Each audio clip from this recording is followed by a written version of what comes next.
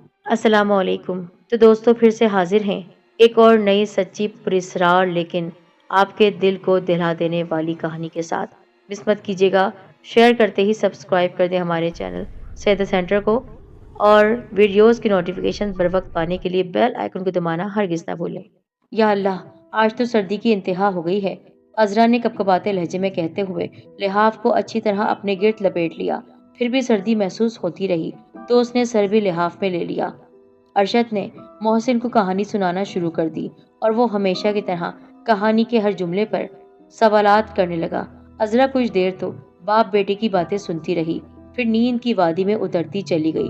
لحاف کی گرمی، باپ کے پیار اور شفقت بھری پناہ میں آ کر محسن بھی زیادہ دیر نیند سے بھاگ نہیں سکا، اور اس کی طرف سے کوئی سوال نہ آنے پر ارشد خاموش ہو گیا۔ اس نے مسکراتے ہوئے محسن کے ماتھے کو چوما اور پھر خود بھی سونے کا ارادہ کرتے ہوئے آنکھیں بند کر لی۔ کمرے میں جلتی کوئلے کی انگیٹھی کی ہلکی روشنی کمرے کو روشن کرنے کی ناکام کوشش کر رہی تھی۔ تینوں لوگ گہری نیند میں تھے جب اچانک باہر کے دروازے پر زور زور سے دستک ہونے لگی۔ الہی خیر، اس وقت کون آ گیا؟ عذرا پریشانی سے کہتی ہوئی بے اختیار بستر پر آ بیٹھی۔ ارشد بھی جاگ چکا تھا، اتنے میں ایک بار پھر دستک ہونے لگی۔ سو جاؤ، میں دیکھتا ہوں جا کر۔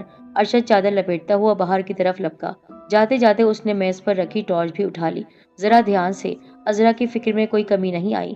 وہ ابھی تک چارپائی پر بیٹھی ہوئی تھی، بلکہ اس کا دل کر رہا تھا کہ وہ بھی ارشد کے ساتھ باہر جا کر دیکھے کہ اتنی رات کو کون آیا ہے اور آخر اس کو پریشانی کیا ہے۔ مگر وہ جانتی تھی کہ ارشد کو اس طرح اس کا پریشان ہونا برا لگے گا، اس لیے وہ وہیں بیٹھ کر اس کی واپسی کا انتظار کرنے لگی۔ ٹارچ کی روشنی میں ارشد دروازے کی طرف جا رہا تھا۔ جانے اس کے دل میں کیا سمائی کہ اس نے سائڈ پر پڑی ہوئی کلہاڑی اٹھا کر مضبوطی سے سیدھے ہاتھ میں پکڑ لی۔ ملکی حالات کا تقاضا تھا کہ محتاط رہنا چاہیے۔ ارشد صحن میں آیا۔ سردی کی لہر اسے اپنی رگوں میں اترتی ہوئی محسوس ہونے لگی۔ شدید سردی اور اندھیرے نے مل کر ماحول کو خاصا پراسرار بنا دیا تھا، لیکن گاؤں کے لوگوں کے لیے یہ عام سی بات تھی۔ ہاں البتہ اگر کوئی اجنبی اس وقت وہاں آ نکلتا تو ایک بار تو ضرور ماحول کے اثر میں آ کر سہم ہی جاتا۔ دروازہ اب بھی اتنی شدت سے بجایا جا رہا تھا۔ آ رہا ہوں بھائی، صبر تو کرو۔ ارشد نے زور سے آواز لگائی، لیکن شاید اس کی آواز باہر تک نہیں پہنچی تھی۔ دستک اسی طرح جاری تھی۔ ارشد کو جھنجھلاہٹ ہونے لگی۔ اس نے لمبے لمبے قدموں سے جلدی جلدی بڑا سا صحن پار کیا اور ہوشیار رہتے ہوئے باہر کا دروازہ کھول دیا۔ کون ہے؟ اس نے ٹارچ کی روشنی ادھر ادھر گھماتے ہوئے سوال کیا۔ کوئی جواب نہ پا کر دروازے سے باہر ادھر ادھر بھی دیکھا، مگر اسے کوئی دکھائی نہ دیا۔ عجیب بات ہے، کون تھا؟ چلا کیوں گیا؟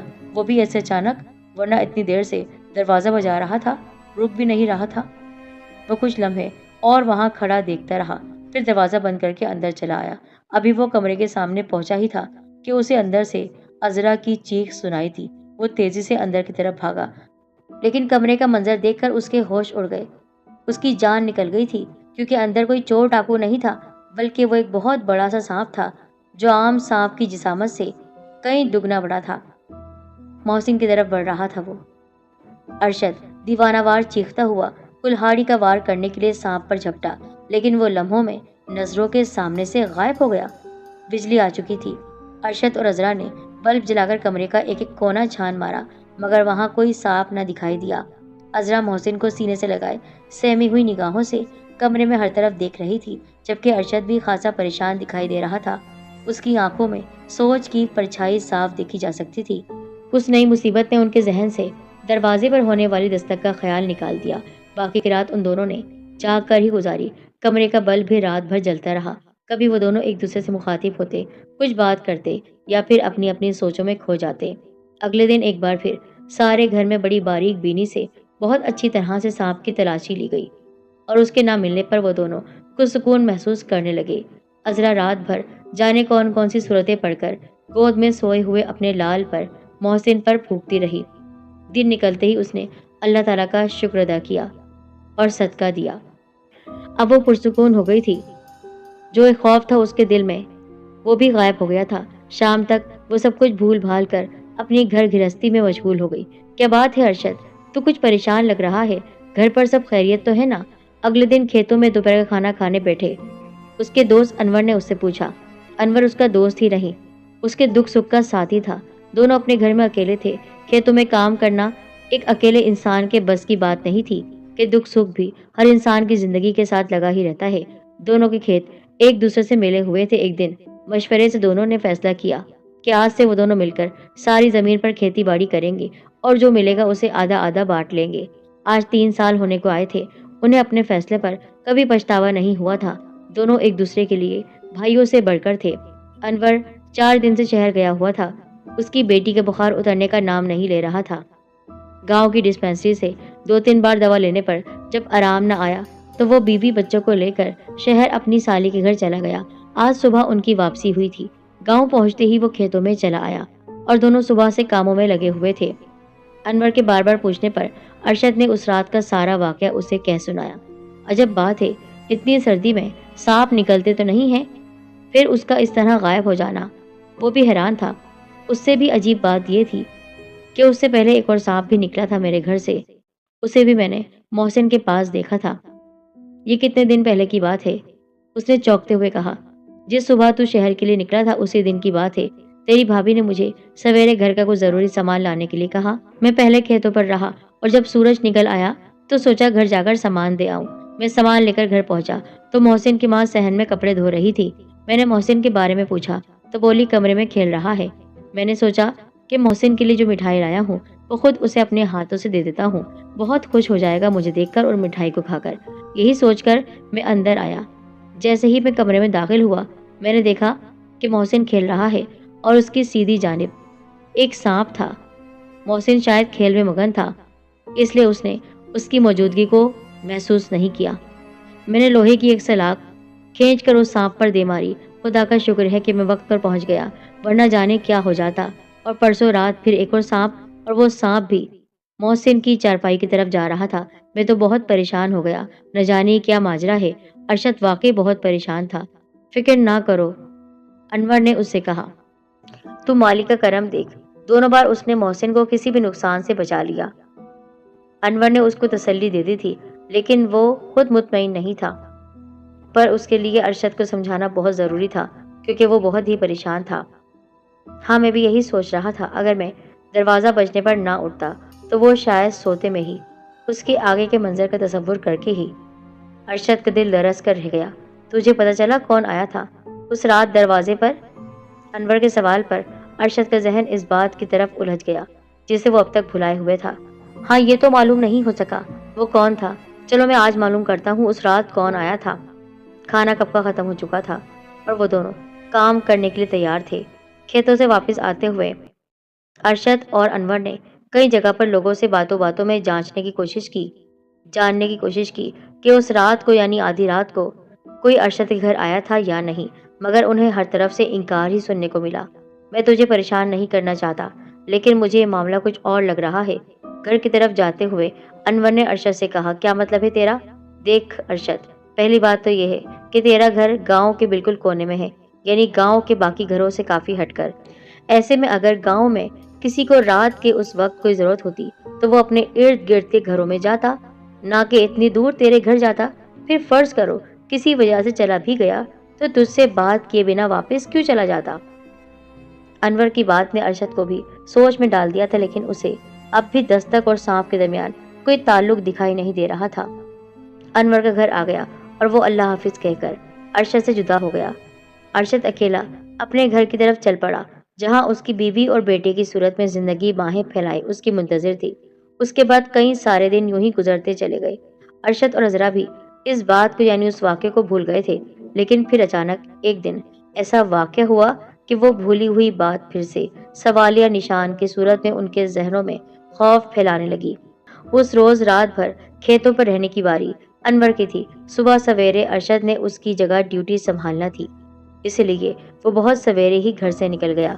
عذرا بھینسوں کا دودھ دو کر فارغ ہوئی تھی تو دودھ کی بالٹی سائڈ پر رکھتے ہوئے اس کی نظر صحن کی طرف اٹھی تھی، پھر وہیں جم کر رہ گئی۔ صحن میں بڑا سا سانپ رینگتا ہوا محسن کے کمرے کی طرف جا رہا تھا۔ عذرا نے چاہا کہ بھاگ کر محسن کے پاس پہنچے، لیکن خوف کی شدت نے اس کے قدموں کو زمین سے جکڑ کر رکھ دیا تھا۔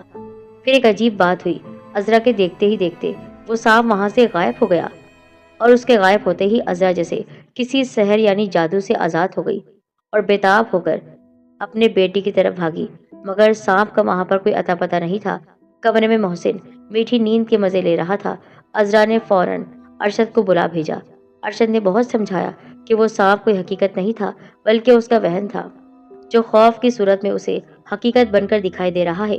मगर अजरा ये सब मानने को तैयार नहीं थी। उसने कहा, मैंने अपने होशो हवास में वो मंजर देखा था। एक बार फिर सांप की तलाश की गई, मगर ला हासिल, कोई फायदा नहीं हुआ। दोस्तों के मशवरे से सपेरे को भी बुलवा लिया गया, मगर सांप ना मिलना था, ना मिला। उसके बाद तो ये जैसे मामूल ही बन गया। कभी अजरा को तो कभी अरशद को घर में जगह जगह सांप दिखाई देता और लम्हों में गायब हो जाता। दोनों इस सूरत हाल से बहुत परेशान थे। आखिर अनवर के जोर देने पर अरशद उसके साथ एक बहुत बड़े बाबा जी के पास जाने के लिए तैयार हो गया, जिसका अनवर पहले भी कई बार जिक्र कर चुका था। मगर अरशद इन सब चक्करों में नहीं पड़ना चाहता था। वो ज्यादा पढ़ा लिखा नहीं था, मगर इतना जानता था कि बहुत से लोग अल्लाह वालों का भेष भरकर लोगों को बेवकूफ बनाते फिरते हैं। लेकिन अब वो इस कदर परेशान हो चुका था कि कोई और रास्ता न पाकर अनवर के साथ चल पड़ा। मोहसिन और अजरा भी उनके साथ थे। 2 घंटे इंतजार के बाद जिस वक्त वो बाबा जी के हुजरे में दाखिल हुए, दोपहर ढल रही थी। हवा में हल्की हल्की ठंडक थी। अनवर बाहर ही ठहर गया और दोनों मियाँ बीवी मोहसिन को उठाए हुए अंदर दाखिल हुए तो बाबा जी के अल्फाज ने उन्हें हैरत में डाल दिया, जो होठों पर पुरशफकत मुस्कुराहट लिए उनसे मुखातिब थे। आ गए तुम? मैं तो कब से तुम्हारा मुंतजिर था, आओ बैठो। वो दोनों हैरान होते फर्श पर बिछी सफेद चादर पर बैठ गए। मोहसिन गर्दन घुमा घुमा कर दिलचस्पी से हुजरे को देख रहा था, जबकि वो दोनों मियाँ बीवी अकीदत और हैरत भरी नजरों से बाबा जी के नूर भरे चेहरे को देख रहे थे। बाबा जी, ये हमारा बेटा है मोहसिन। बाबा जी ने अनवर की बात को काटते हुए कहा, जानता हूँ बेटा, सब जानता हूँ। तुम्हारा मुकदमा तो कब से मेरे पास आया हुआ है, जरा सब्र करो, दूसरा फरीक भी आ जाए तो बात करते हैं। बाबा जी की बात पर अजरा और अरशद ना समझी की कैफियत में एक दूसरे को देखने लगे। उनकी आंखें एक दूसरे से सवाल जवाब कर रही थी, मगर लब खामोश थे। बाबा जी आंखें बंद किए बैठे थे। उनके लब हल्के हल्के हिल रहे थे और हाथों में थामी तस्बीह के दाने एक एक करके उंगलियों के दरमियान फिसलते जा रहे थे। ऐसे में तकरीबन 5 मिनट गुजर गए। हुजरे के दरवाजे पर आहट हुई तो बाबा जी ने आंखें खोल दी। अजरा और अरशद भी उसी तरफ मुतवज्जा थे, जबकि मोहसिन अब खेल में मगन हो चुका था। लम्हे भर के बाद हुजरे से जो दाखिल हुआ, उसको देखकर खौफ से दोनों मियाँ बीवी की आंखें फटने लगी। यकीन नहीं आ रहा था अपनी आंखों पर कि जो मंजर देख रहे हैं वो सच है या फिर उनका वहम या कोई खौफ। हुजरे के दरवाजे से वही सांप अंदर दाखिल हो रहा था, जिसे अजरा और अरशद पिछले कई दिनों से अपने घर में देखते चले आ रहे थे।